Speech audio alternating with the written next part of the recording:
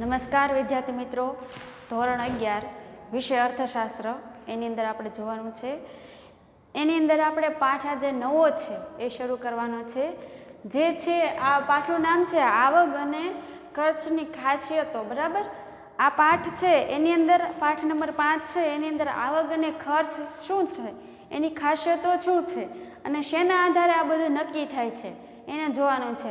અને ખાસ કરીને આપણે જોઈએ તો આપણે આ જે ઉત્પાદન થાય છે એને અનુરૂપ આવક કોને ગણવામાં આવે છે અને એના આધારે કેવી બાબતને ખર્ચ ગણવામાં આવે છે એના વિશે આપણે સમજ મેળવવાની છે. બરાબર, તો જોઈએ શરૂઆતમાં આપણે પ્રસ્તાવનાની અંદર આપણને કીધું છે કે આર્થિક વિશ્લેષણમાં ખાસ કરીને આર્થિક જે વિશ્લેષણ કરવામાં આવે છે એમાં ખાસ કરીને પેઢીના વર્તણૂકને સમજવા ખર્ચ અને આવકનો ખ્યાલ ખૂબ મહત્વનો છે.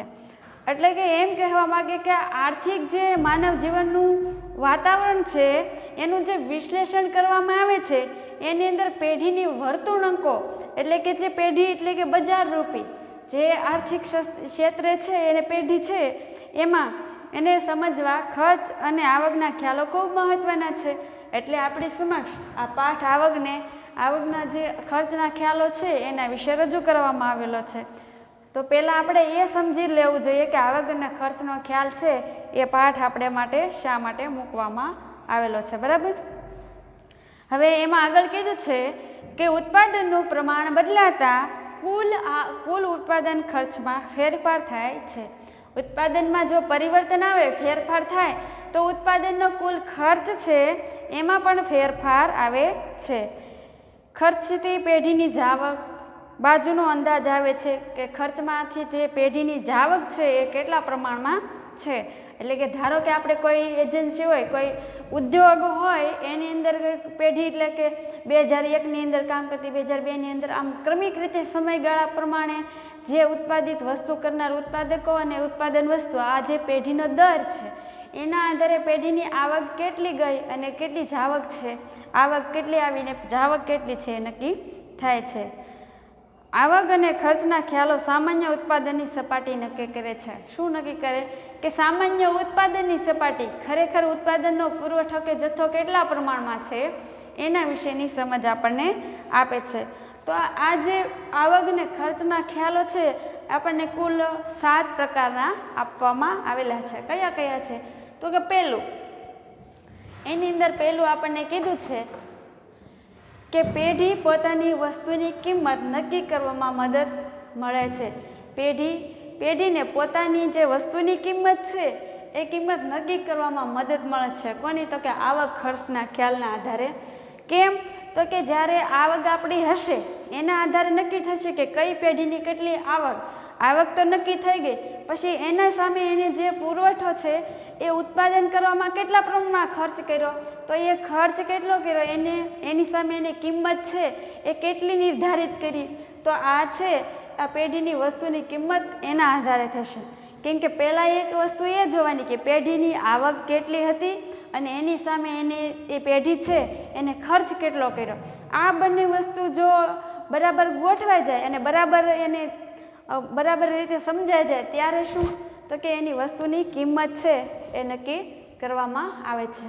બીજું, પેઢી પોતાની નફો મહત્તમ કરવામાં માર્ગદર્શન મળે છે. હવે સહજ છે, દરેકની અપેક્ષા તો ઊંચી જ હોય. તો આ ઉદ્યોગ ક્ષેત્રે જે પેઢી કાર્યશીલ છે, જે ઉત્પાદક છે, જે નિયોજક છે એ લોકો પોતાની નફાની મહત્તમ એટલે વધારવા માટે માર્ગદર્શન મળે છે. શેમાંથી? તો કે જો એની આવક ઓછી હોય, એના જે ઉત્પાદનના પુરવઠાના પ્રમાણમાં આવક જ્યારે ઓછી હોય ત્યારે એને એમાંથી માર્ગદર્શન ચોક્કસ મળવાનું કે મારે જે પુરવઠો છે, મારી આગળ જે વસ્તુ છે, જે જથ્થો છે, એનું જે જથ્થો છે એના પ્રમાણમાં મને પાછું કંઈ એના પ્રમાણમાં મને વળતર ઓછું મળ્યું તો આવક મારી ઓછી થઈ. તો હવે મારે શું કરવું? તો કે આ જથ્થાને છે એ કઈ કિંમતે વેચવું એવું એ અગાઉ વિચારવા મળશે. પછી ક્યારે? તો કે અમુક એને નુકસાન જશે ત્યારે. અને એની સામે એને ખર્ચ કે એને જે ઉત્પાદન વસ્તુ કરી છે એમાં કેટલો સમય, નાણું અને શ્રમિકોને કેટલું વળતર આપ્યું છે તો આ ખર્ચનું જ્યારે સવૈયું માંડે ત્યારે એને ખબર પડે કે કેટલા પ્રમાણમાં એને ખર્ચ કર્યો છે. તો આની આવકનું પ્રમાણ અને ખર્ચના પ્રમાણે આધારે એને મહત્તમ વધુ નફા કરવાનું માર્ગદર્શન એટલે કે સલાહના વિચારો એને મળે છે. ત્રીજું કીધું છે કે મહત્તમ નફાને સમજાવવા સીમાંત ખર્ચનો ઉપયોગ થાય છે. એ આપણે ધોરણ 11માં શીખી ગયા કે મહત્તમ નફા સમજવા માટે સીમાંત જે ખર્ચનું જે સૂત્રાત્મક ને વાક્યાત્મક છે એના આધારે આપણે શીખી શકતા હોય છે. સીમાંત ખર્ચનો ખ્યાલ પેઢીની વર્તણૂકને સમજવામાં ઉપયોગી થાય છે. 5. આવકનો ખ્યાલ.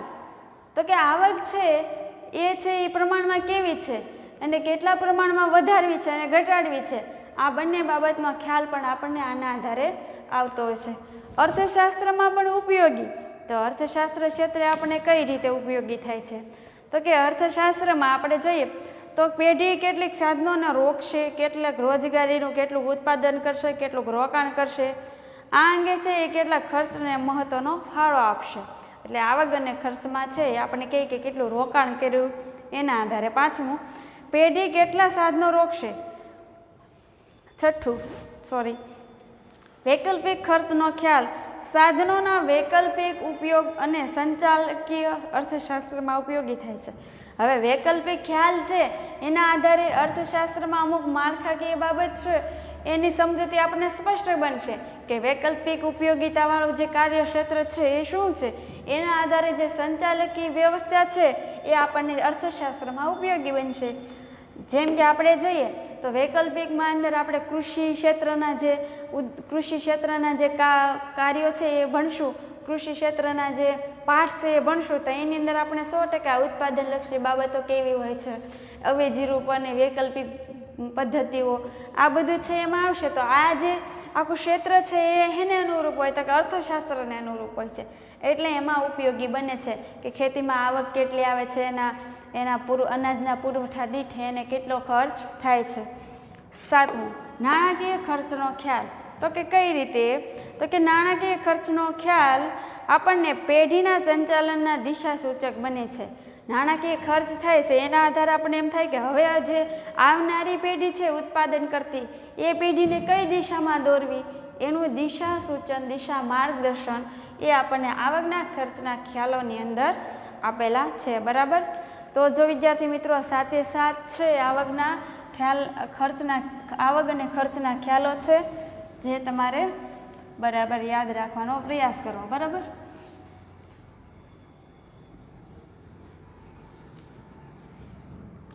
આ તે ખ્યાલલક્ષી પ્રસ્તાવના એની અંદર આપણને આપેલું હતું. હવે ખર્ચના વિવિધ ખ્યાલો. હવે આપણે આવી જઈએ ખર્ચ ઉપર. બરાબર. તો કે ખર્ચના વિવિધ ખ્યાલો કઈ રીતે? તો કે જે ખર્ચની જે બાબત છે, પ્રક્રિયા છે એની અંદર કેવા ખ્યાલો સમાવિષ્ટ છે એના આધારે આપણને સમજાવવા માંગે છે. તો કે એમાં કીધું છે કે વાસ્તવિક ખર્ચનો ખ્યાલ પ્રશિષ્ટ અર્થશાસ્ત્રીઓએ રજૂ કર્યો છે. શેનો ખ્યાલ? તો કે વાસ્તવિક ખર્ચનો ખ્યાલ. વાસ્તવિક ખર્ચ ખ્યાલ એ ચોક્કસ અર્થશાસ્ત્રીઓ દ્વારા નિશ્ચિત કરવામાં આવેલો છે. તેમને આ ખ્યાલ ઉત્પાદનના મૂળ સાધનો, શ્રમ, જમીનના સંદર્ભમાં રજૂ કર્યા. જે આપણે આગળ જોઈ ગયા કે શ્રમ, જમીન, મૂડી આ બધા છે ઉત્પાદનના સાધનો છે. પરંતુ આધુનિક યુગમાં મૂડીરોકાણ અને નિયોજનની વર્ગની દ્રષ્ટિએ આ ખ્યાલના વિચારો રજૂ કરવામાં આવ્યા છે. આધુનિક યુગમાં એક મૂડીરોકાણ અને બીજું નિયોજન. તો આ ખ્યાલ છે એ બે રીતે આધુનિક યુગમાં રજૂ કરવામાં આવે છે. મૂડી સર્જન અને નિયોજન. પૂછવામાં આવે તો યાદ રાખજો કે આધુનિક યુગમાં જે ખ્યાલ છે વાસ્તવિક ખ્યાલ એ કઈ રીતે બે રીતે રજૂ કરવામાં આવ્યા હતા. એક મૂડી સર્જન અને બીજું નિયોજન. બરાબર. હવે એમાં વિશે જોઈએ તો આપણને આગળ કીધું છે કે માર્શલ નામનો જે અર્થશાસ્ત્રી છે માર્શલ આપણને જણાવે છે કે ઉત્પાદન પ્રક્રિયા સાથે સંકળાયેલા શ્રમ, નિયોજન, મૂડી અને જે માનસિક અને શારીરિક કષ્ટ ઉઠાવે છે તે વસ્તુના ઉત્પાદનનું વાસ્તવિક ખર્ચ છે.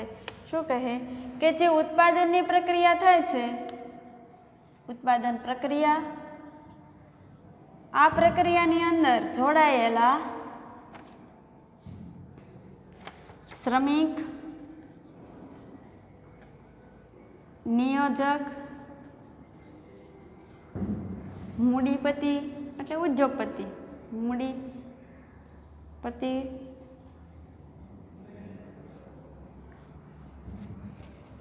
આ જે છે આ ત્રણેય દ્વારા જે માનસિક અને શારીરિક કષ્ટ ઉઠાવાય તે વસ્તુના ઉત્પાદનનું વાસ્તવિક ખર્ચ છે. બરાબર, સમજી લઈએ કે માર્શલ એમ કહે છે કે ઉત્પાદનની પ્રક્રિયા જે થાય છે એ પ્રક્રિયાની અંદર જે શ્રમિક છે, જે નિયોજક છે અને જે મૂડીપતિ છે, આ ત્રણેય દ્વારા માનસિક અને શારીરિક કષ્ટ ઉઠાવીને તે વસ્તુના ઉત્પાદનનો વાસ્તવિક ખર્ચ છે. એટલે એના માટે જે માનસિક, તાર્કિક કે કોઈ બી રીતે શારીરિક કષ્ટ ઉઠાવીને જે વસ્તુને ઉત્પાદન કરવામાં આવે છે અને જે વસ્તુ સર્જન કરવા પાછળ એને જે વાસ્તવિક વર્તમાન જે ખર્ચ થાય છે તેને આપણે વાસ્તવિક ખર્ચ તરીકે ઓળખશું. બરાબર, આ થઈ વાસ્તવિક ખર્ચનો ખ્યાલ. એની અંદર વાસ્તવિક ખર્ચ એટલે શું એ છે માર્શલ નામના અર્થશાસ્ત્રીના મત મુજબ.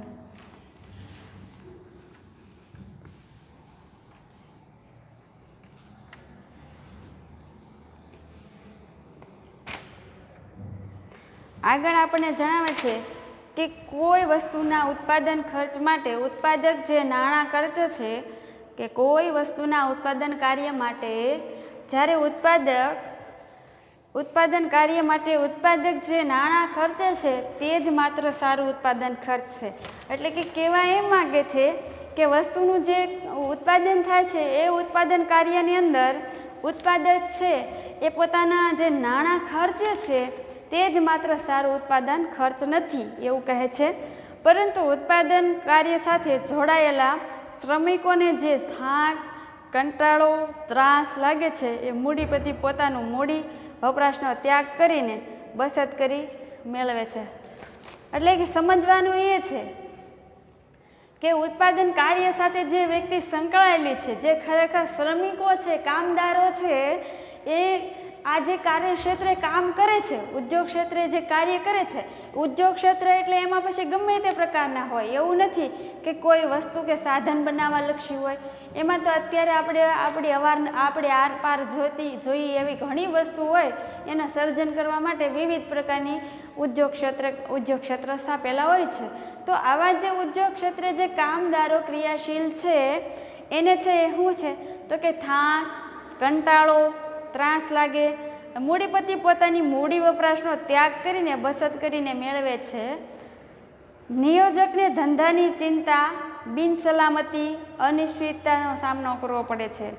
જે નિયોજક છે, જે કાર્યશીલ વ્યક્તિઓ છે, ઉત્પાદન કરવા માટે વસ્તુનું ઉત્પાદન કરવા માટે જે કાર્યશીલ છે એ લોકોને શું કરવું પડે છે તો કે એ વસ્તુને બનાવવા માટે કંઈક ચિંતા, તર્ક, વિચારણા કરવી પડે છે. અને બિનસલામતી, એમાંથી આકસ્મિક રીતે એને શારીરિક કે માનસિક હાનિ પહોંચી શકતી હોય છે. અવારનવાર કોઈ એના જે ઉચ્ચપદી જે હોય વડા વ્યક્તિઓ મોટા, એનું ટોર્ચરિંગ, અન્ય જે કાર્ય કરતા હોય સહ વ્યક્તિઓનું ટોર્ચરિંગ, આ માનસિક અને સાધનો સાથે કામ લેનાર વ્યક્તિઓને સાધનલક્ષી શારીરિક ઈજા પહોંચવા, આ બધું શું છે તો કે બિનસલામતી, એમાંથી એને કંઈક હાનિ પહોંચવાની સંભાવનાઓ પણ રહેતી હોય છે. અનિશ્ચિતતાનો સામનો કરવો પડે છે. હવે જે નિયોજકો છે એને આ ત્રણેય બાબતનો સામનો કરવો પડે છે.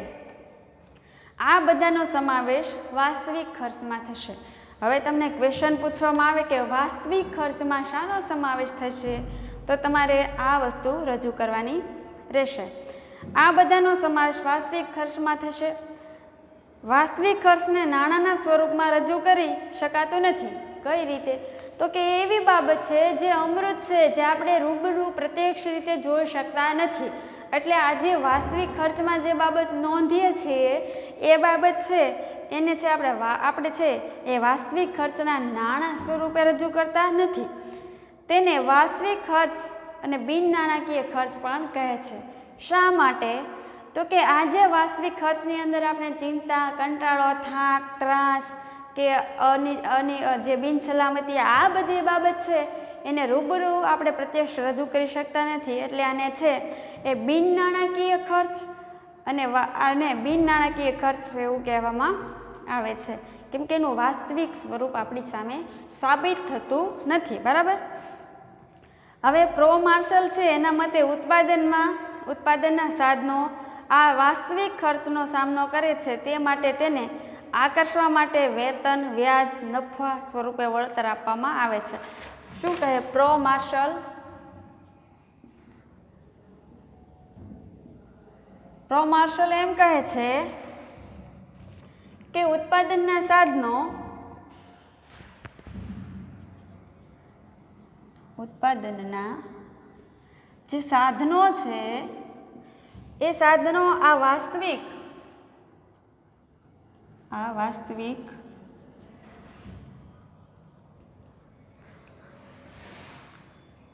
ખર્ચનો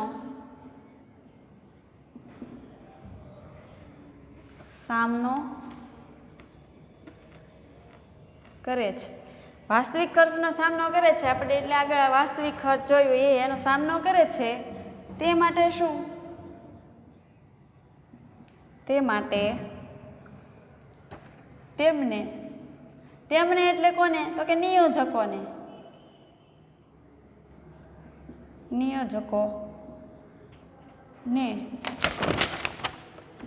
આકર્ષવા એટલે કે દોરવા માટે, આકર્ષવા માટે શું કરે છે? તો કે આ જે નિયોજકો છે એને શું પૂરું પાડશે? તો કે એના પ્રમાણમાં એને નાણાકીય ભંડોળ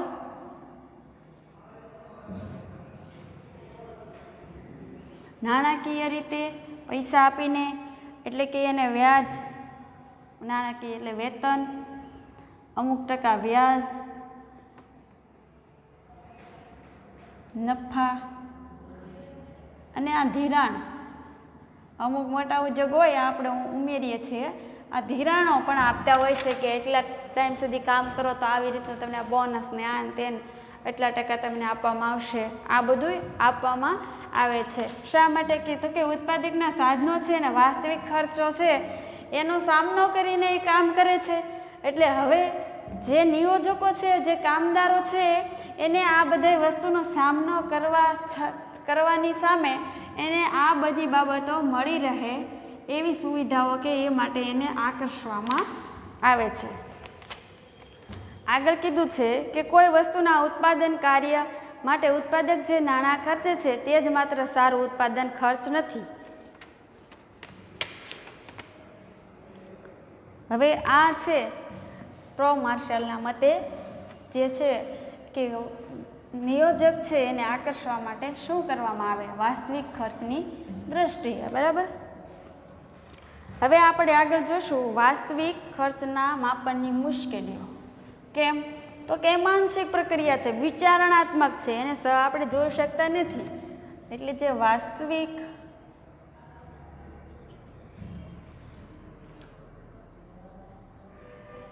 ખર્ચના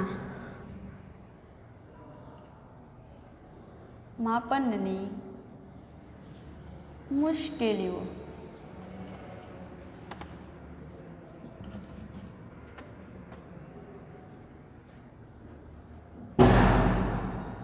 તો કે કઈ રીતે? તો કે વાસ્તવિક ખર્ચમાં થાક, કંટાળો, કષ્ટ, ત્યાગ, ચિંતાનો સમાવેશ થાય છે. તો આ વાસ્તવિક ખર્ચ છે એમાં થાક, કંટાળો, ચિંતા, કષ્ટ આ બધી બાબતનો છે એ સમાવેશ થતો હોય છે. એટલે જે મનોવૈજ્ઞાનિક કે આત્મલક્ષી બાબતો છે, તો આ બધી બાબતો છે એ કેવી છે? તો કે મનોવૈજ્ઞાનિક પ્લસ આત્મલક્ષી. તો આત્મલક્ષી અને મનોવૈજ્ઞાનિક બાબતો હોવાથી અને આપણે છે એ પ્રત્યક્ષ રીતે જો માપવી હોય તો એને છે એ એમાં સમાવવામાં આવે છે, એટલે એનું માપન કાર્ય છે એ મુશ્કેલ બને છે. ઉપરાંત કારખાનામાંની નીકળતો ધુમાડો, ધારો કે કોઈ એક ઠેકાણે રિફાઇનરી હોય તો એમાંથી જે ધુમાડો નીકળે છે એ શું છે તો કે આસપાસના લોકોના સ્વાસ્થ્ય પર હાનિ પહોંચાડે છે, તો એની અસર વિપરીત પડે છે. તો આ છે એક આપણને છે નુકસાની ટાઈપ છે. તો આ વિપરીત અસર સામાજિક દ્રષ્ટિએ ખર્ચ છે, કેમ કે સ્વાસ્થ્ય નબળું, હવે નબળું સ્વાસ્થ્ય, શ્વાસોશ્વાસના રોગ થાય એટલે લોકોએ ક્યાં જવું પડે કે હોસ્પિટલમાં, કેમ કે એની અસર છે એ આપણી કિડની કે હાર્ટ પર કે શ્વાસનળીની અંદર થતી હોવાથી આને આપણે છે એ સારવાર લેવી પડે છે. સારવાર લેવા માટે આપણે ખર્ચ તો કરવો જ પડે, એ એટલે છે એટલે સામાજિક દ્રષ્ટિએ એને ખર્ચ કહે છે, પણ તેને માપી શકાતી નથી. બરાબર. હવે આ છે વાસ્તવિક ખર્ચની અંદર ટૂંકમાં આપણને એમ કહેવા માગે છે કે અમુક જે નિયોજક છે એનો થાક, કંટાળો, ચિંતા, કષ્ટ, આ બધી બાબતો છે આત્મલક્ષી, વ્યક્તિગત, મનોવૈજ્ઞાનિક હોવાથી અને તેમજ આ જે વાતાવરણમાં આ બધી નુકસાની પહોંચાડવામાં આવે છે એ બધો ખર્ચ છે એમ કહેવામાં આવે છે. હવે વૈકલ્પિક ખર્ચ અંગે થોડુંક જોઈ લઈએ.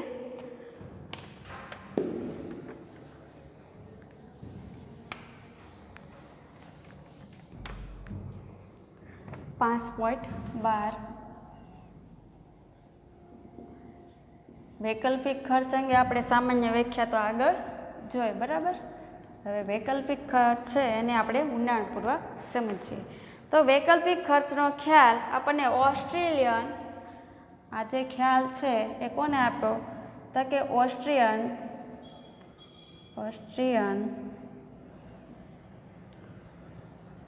અર્થશાસ્ત્રી, પરંતુ તેને વ્યવસ્થિત સ્વરૂપ કોને આપ્યું? વ્યવસ્થિત સ્વરૂપ તો કે માર્શલે આપેલું છે. માર્શલે તેનું વ્યવસ્થિત સ્વરૂપ આપ્યું. ઉત્પાદનના સાધનોનો એક કરતાં વધારે વૈકલ્પિક ઉપયોગ ધરાવે છે તે હકીકત ઉપરના ખ્યાલ આધારિત છે. આવો વૈકલ્પિક ઉપયોગ ધરાવતા સાધનો એક ઉપયોગમાં વાપરવામાં આવે ત્યારે તેની સાથે અન્ય બીજા કોઈને ઉપયોગમાં વાપરી શકાતો નથી. એટલે કે એ વસ્તુ સાબિત કરવાની છે કે જ્યારે વૈકલ્પિક ઉપયોગ ધરાવતા સાધનોમાં જે વૈકલ્પિક